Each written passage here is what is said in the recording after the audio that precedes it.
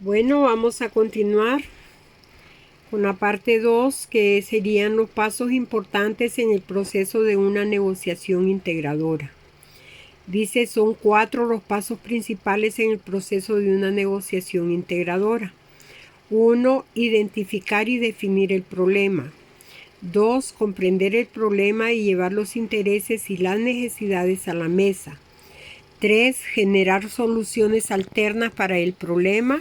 Y 4. Evaluar esas opciones y seleccionar entre ellas. Los primeros 3 pasos del proceso de negociación integradora son importantes para crear valor. Para trabajar juntos con el fin de crear valor, los negociadores necesitan comprender el problema, identificar los intereses y las necesidades de ambas partes y generar soluciones alternas. El cuarto paso del proceso de negociación integradora es la evaluación y selección de opciones. Implica declarar un valor. Eso requiere muchas de las habilidades de negociación distributivas. Eso está en el capítulo 2, que tengo entendido se lo dejaron de tarea.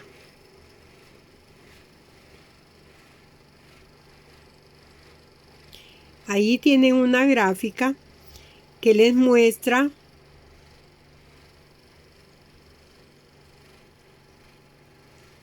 les está mostrando acerca de lo que es la creación y declaración de un valor y la frontera eficiente de Pareto. Está ahí, ¿verdad? Es esta.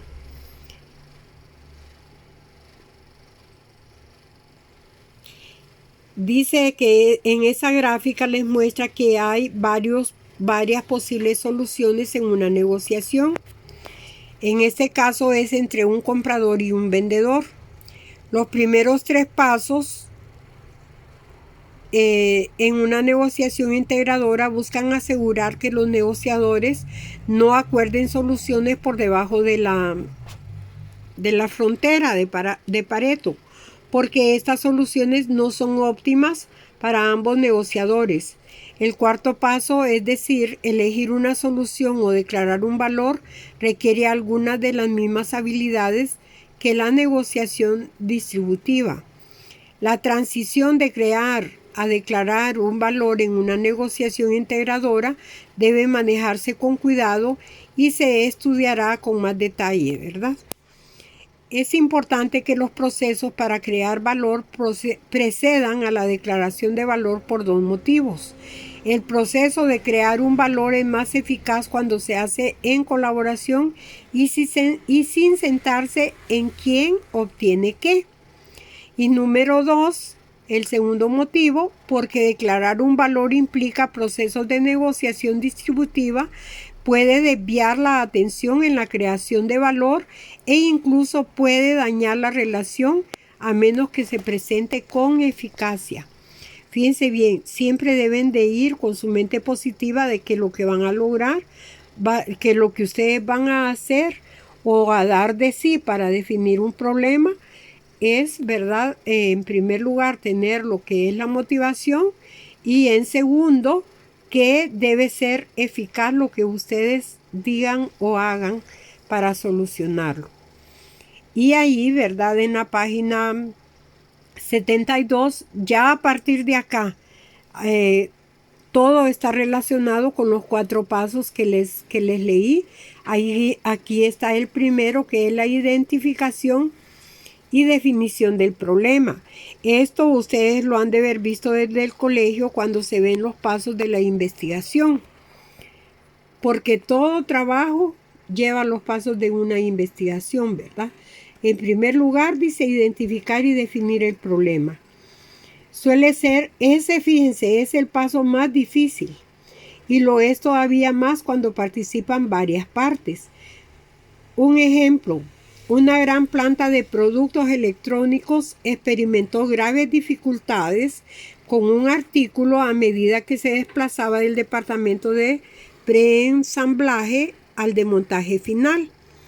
Varios tornillos y ensambles que mantenían parte del producto en su lugar se doblaban y alteraban, Cuando esto ocurría, la unidad se rechazaba.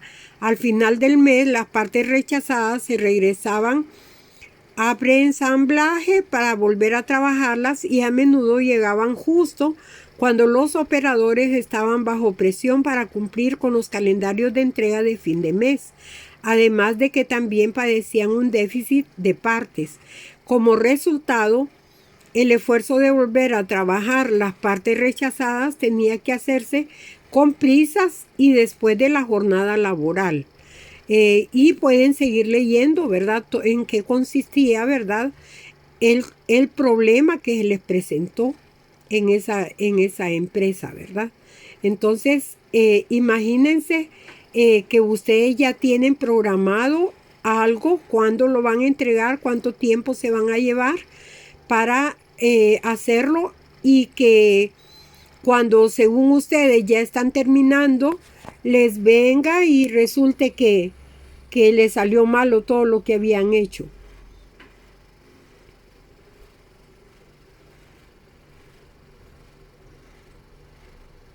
El paso 2. Definir el problema de una manera aceptable para ambas partes. Lo ideal es que las partes entren en un proceso de negociación integradora con poca o ninguna concepción previa acerca de la solución y con la mente abierta acerca de las necesidades de la otra parte. O sea que, aunque ustedes piensen en que la solución para el problema es esto y esto, que ustedes ya lo pensaron y que va a ser la mejor forma, ustedes van a llegar haciendo creer a la otra parte, y de repente la otra parte va a estar pensando igual que ustedes, ¿verdad? Pero le van a hacer creer que ustedes no saben cómo resolverlo, sino que quieren que ambos se sienten para buscar la solución, ¿verdad? Porque, como se los dice ahí más abajo, por desgracia esto no suele ocurrir. Una preocupación comprensible y muy difundida acerca de una negociación integradora es que durante el proceso de definición del problema, la otra parte manipule en su provecho la información con que se plantea el problema, ¿verdad? Lo que les estoy diciendo. Pero no, se tiene que tratar, ¿verdad?, de hacer de la mejor manera posible. Plantear el problema con una intención práctica y pormenorizada. El interés principal en un acuerdo integrador es resolver el o los problemas centrales. Todo lo que no se centre en este interés debe eliminarse u optimizarse para asegurar este objetivo. Como resultado, se puede argumentar que el problema debe plantearse lo más claro posible. Sin embargo, si el problema es complejo y tiene muchas facetas, y el planteamiento del problema no refleja esa complejidad, serán incompletos los esfuerzos en la solución del problema. De hecho, si el problema es complejo, tal vez las partes no sean capaces de coincidir en un planteamiento del problema. El objetivo debe ser plantear el problema de la manera más breve posible y al mismo tiempo asegurar que la definición incluya las dimensiones y los elementos más importantes.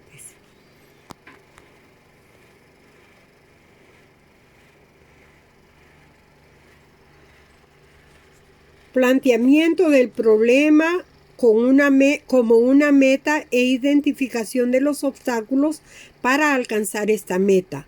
Las partes deben definir el problema como una meta específica por alcanzar y no como un proceso de solución. Es decir, deben concentrarse en lo que quieren superarse para alcanzar la meta, en lo que quieren lograr y no en cómo van a lograrlo. Después deben especificar los obstáculos que deben superarse para alcanzar la meta. En el ejemplo que teníamos, la meta habría sido reducir la cantidad de rechazos, ¿verdad?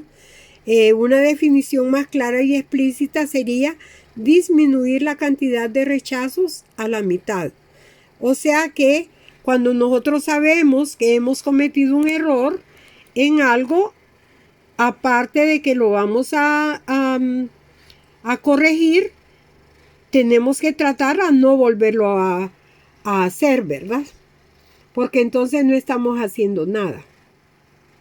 Despersonalizar el problema. Cuando las partes se enfrentan a un conflicto, tienden a evaluar y juzgar más. Consideran sus propias acciones, estrategias y preferencias como positivas y las acciones, estrategias y preferencias de la otra parte como negativas. Tales juicios y evaluaciones interfieren con las ideas claras y desapasionadas. Decir a la otra parte que su opinión es incorrecta y la nuestra correcta inhibe el proceso de negociación integradora porque no es posible afrontar el problema sin atacar al otro negociador. O sea que esto es de utilizar estrategias de no molestarse y que si se molestó, pues esperar primero a que le pase, ¿verdad?, el enojo y luego ir, ¿verdad?, de una manera que parezca confiable hacia la otra parte, ¿verdad? Y ir preparado también como por si la otra parte viene de la misma manera, pensando en que va a agredirlos a ustedes. Separar la definición del problema de la búsqueda de soluciones. Por último, es importante no pasar a las soluciones antes de definir por completo el problema. En una negociación distributiva se alienta a los negociadores a plantear el problema en términos de su solución preferida y hacer concesiones con base en este planteamiento. Se deben evitar plantear soluciones que favorezcan a una parte o a la otra hasta que se defina por completo el problema y examine la mayor cantidad posible de opciones. Dice que hay estándares, ¿verdad?, que se crean para formular a las partes interesadas preguntas. ¿Qué preguntas le pueden hacer?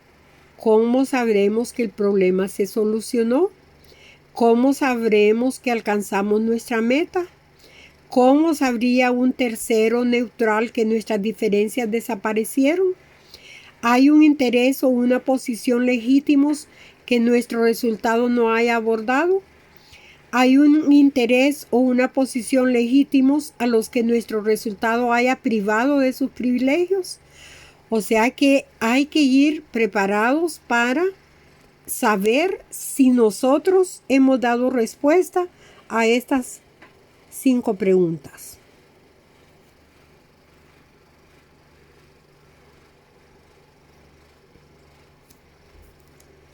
Permítanme un momentito. Aquí vamos a hacer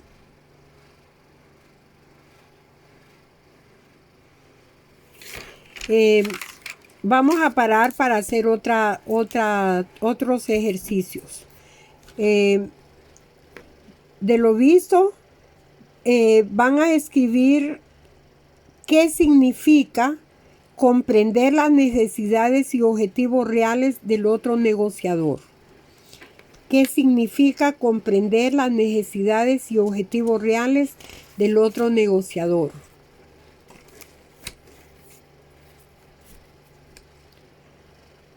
Comente sobre el subtema destacar las afinidades entre las partes y reducir las diferencias. Comente sobre el subtema destacar las afinidades entre las partes y reducir las diferencias. Y explique los 4 pasos principales en el proceso de una negociación integradora.